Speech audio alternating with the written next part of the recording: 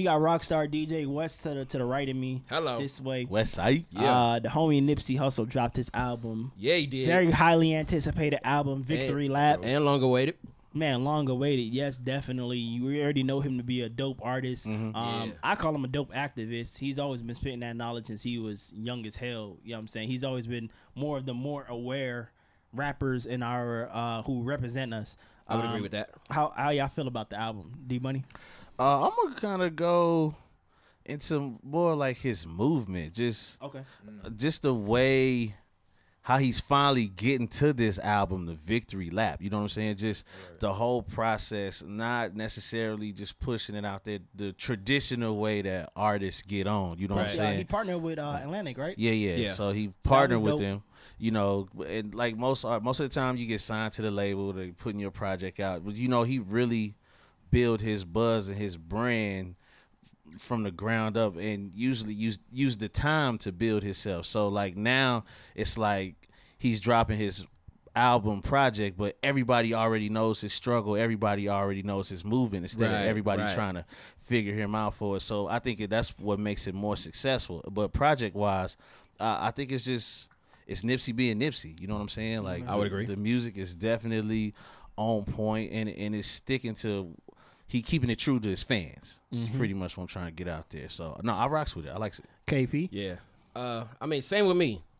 I've been rocking. I mean, I don't know for sure, but I'm pretty sure me and Money got turned on to Nipsey at the same time because we were at a listening event. Yeah. When D Pit Boss. Yes, sir. Gave us Shout the out first. to D Pit Boss. What up, son? He was pushing the first Nipsey mixtape, which I believe, I'm going back on memory, but I think it was Bullets Don't Have No Name, Volume 1. Okay. And that's a joint where Roll Your Windows Up. Yeah.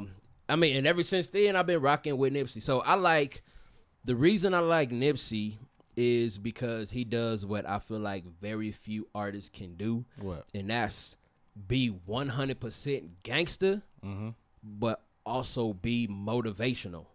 Okay. True. Like, I feel like not too many artists can do both well. Obviously, you got some artists that's gangster and they'll put out a motivational track.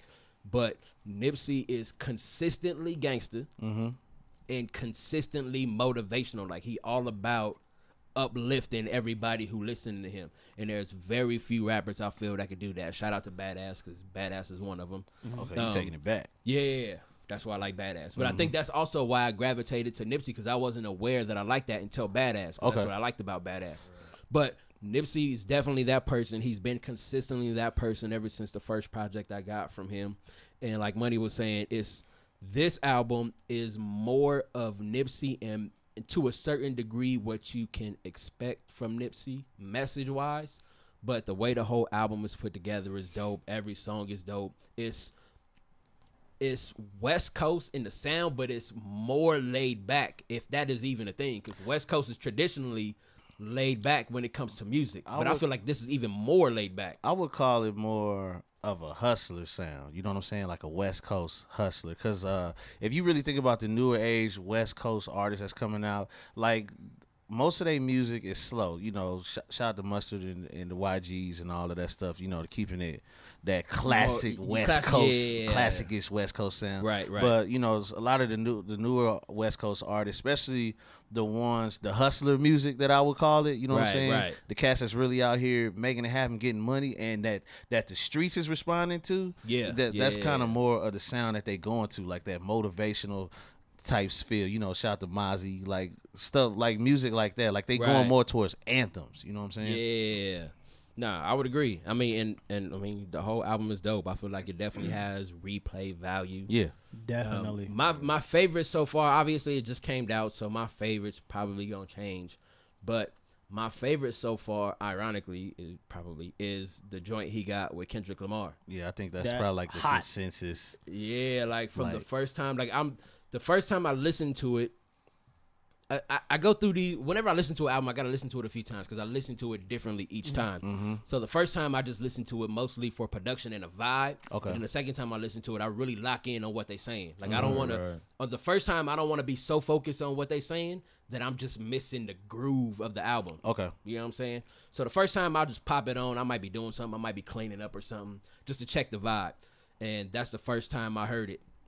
And the second time I go in and I really pay attention to it. But both of those first two times, I felt like that track with Kendrick was a standout track just for the vibe of the song and more importantly, what they talking about. Because you got, Nipsey, who's dope at being motivational, and Kendrick came with a motivational verse, made it even doper.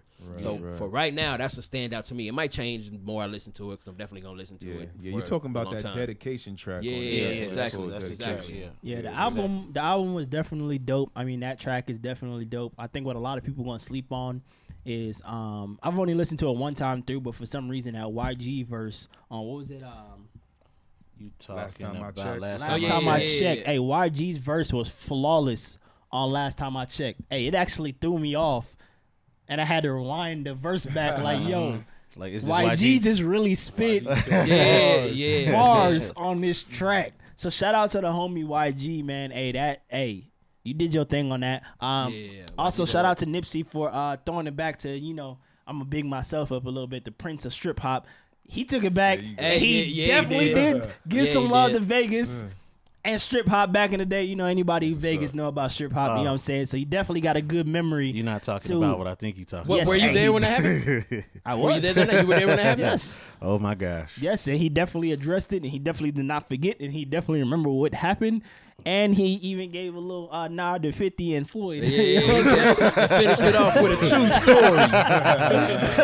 You know what I'm saying? So shout out to Nipsey for definitely having Check that out. a keen memory. Keen memory. Because that was easily like 7 years ago. Yeah, right. It was a minute At ago. this point. And, Further break that down a little bit more for the people that don't know. Hey, look, strip hop. If you can imagine, by this point, the term is actually very common because I even seen they had some parties in LA with strippers. It was called strip hop. So that term is very loosely used now. But right. we were kind of the birth of that strip hop. People thought it was corny as shit at first. A strip club that played hip hop, you call that strip hop. Yeah, that was and terrible. You know what I'm saying? Terrible. Basically it was the after hour spot after the main club got out. At that point it was Crown. If you know Crown. It went down that Crown. Crown. Going down that Crown. Yes, notorious. It went down that Crown. Everybody would let out from Crown and go to strip hop, and we did everybody from Nipsey to Rick Ross to 2 Chainz to Future to the list goes on and on and on. But Nipsey had a notorious for anybody who's from Vegas, anybody who's really moves in the streets of Vegas knows about the night that Nipsey Hussle performed the strip hop. Yeah. Whether you were there or you weren't there, you definitely heard about it. I heard about it. Right. Definitely heard about it. Hey, look, motherfucker tried to snatch that nigga chain, and all I know is he got out of there with the chain. He goes in a little bit more detail in the track of what actually happened. Right. Yeah, you just gotta listen to the song. So we ain't saying what. Right. Exactly. Probably shouldn't be but saying. Shout out to Nipsey for having the fore memory of remembering that night and shouting it out in the track. But overall, what I like about it is it wasn't completely West Coast, which Nipsey is never. Nipsey always stepped outside that box. Yeah, I was gonna say I would agree. I don't think he was never, not to cut you off, but I don't think he was never really overly West Coast. Yeah, because even a lot of his production, never. If you hear the production without him on it, it's not stereotypical West Coast. Is there a such thing as overly West Coast? Yes. Coming from the West, no. No, exactly. Like the more west, the more west, the better. more west, the merrier. Okay, you know what I'm saying? No, it's not. I'm with it. There's the same there's way a thing there's as too much East Coast. Yes, exactly. The same way. Yeah, now there is Same such thing as too much East Coast. There is overly boom bap. There is overly West Coast. But he definitely, you know what I'm saying? Nipsey never had that problem. I would agree. I feel like he wasn't intentionally trying to sound West Coast, but it sounds like a West Coast album. Definitely. You can tell he's from the West. He's definitely a West Coast artist. You can tell that by listening to the album itself. By the way he talk, you can tell he's West Coast. But the thing I liked about the album was that his intention wasn't just to rep the West Coast. Yeah. He was talking about some real shit on the album. That's what I was gonna say. He made a dope first quarter, set the bar. rap album. Right. Across the board. For anybody who's going to put out music this year, I would officially say Nipsey put out the first dope hip-hop album for this year. Yeah, so from here on out, it's cool, but it ain't better than that Nip album, though. Exactly. Yeah. That's how I feel, because sometimes you could put stuff in a box. Like, all right, cool. This album is cool. Like, not to throw my niggas under the bus. You know what I'm saying? Shout out to Nipsey, no, not even that. shout out to Fab and Jadakiss. The album was dope, but it was East Coast. Was that this year? No, it wasn't. But I'm just saying. Yeah. I'm just giving the overall like consensus of what I'm trying to say right now. I would agree. You wouldn't put that. You wouldn't put that in the dopest albums of 2017 because to me that was overly East Coast. Like it was very East Coast. But that project got his lane too, though. Yeah, it don't. No, I'm not saying it don't, but I'm just saying like. When you think about last year, you think about stuff like Rick Ross's album, Meek Mill's album. I'm talking about Jay-Z's album, stuff that crossed over. Yeah. I feel like Nipsey Hussle is an overall for anybody in any region. Don't sleep on that Without Warning album, son. Come on. Here okay, that's right. Keep it ratchet. Anyways, back to Victory 21. I think it's a great starting point for first quarter overall 2018 rap albums. He definitely set the bar.